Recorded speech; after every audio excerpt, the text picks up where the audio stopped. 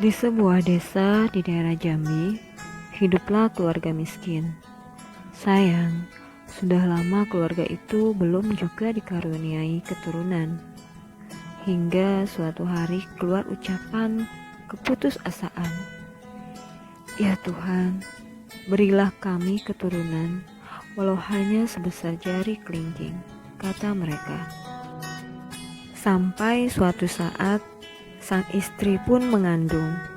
Walaupun perutnya tidak membesar, sang istri yakin dirinya sedang mengandung. Sementara sang suami tidak percaya. Setelah 9 bulan, seorang bayi mungil sebesar kelingking lahir. Semula mereka terkejut, tetapi menyadari akan doanya selama ini.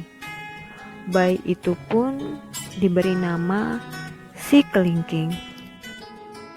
Hari-hari mereka lalui hingga si kelingking dewasa. Hingga suatu hari, negeri Jambi dihebohkan oleh nenek Gargasi si pemakan binatang ternak, bahkan manusia. Untuk menghindari banyaknya korban, raja memerintahkan seluruh rakyatnya untuk mengungsi. Sedang si kelingking berat meninggalkan kampungnya. Dia justru berpikir untuk mengusir nenek itu. Dia meminta ayahnya untuk membuatkan lubang persembunyian. Dan ayahnya pun membuatkan lubang di samping rumahnya sebelum pergi untuk mengungsi. Ketika sore tiba, nenek Gargasi itu datang. Nenek terkejut ketika melihat kampung itu telah sepi. Ternak pun tidak ada. Hai warga kampung, keluarlah, aku sudah lapar. Berikan ternakmu kalau kalian tidak ingin jadi korban, teriaknya. Aku ada di sini, Nek, jawab kelingking dari lubang.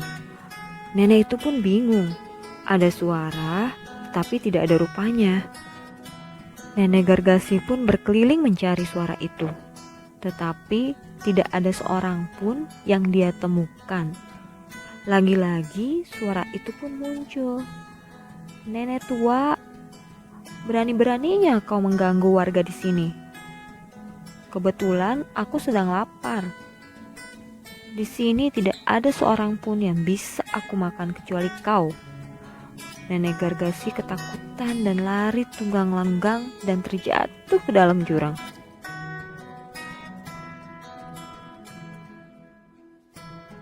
Kini seluruh warga kembali ke kampungnya dengan tentram.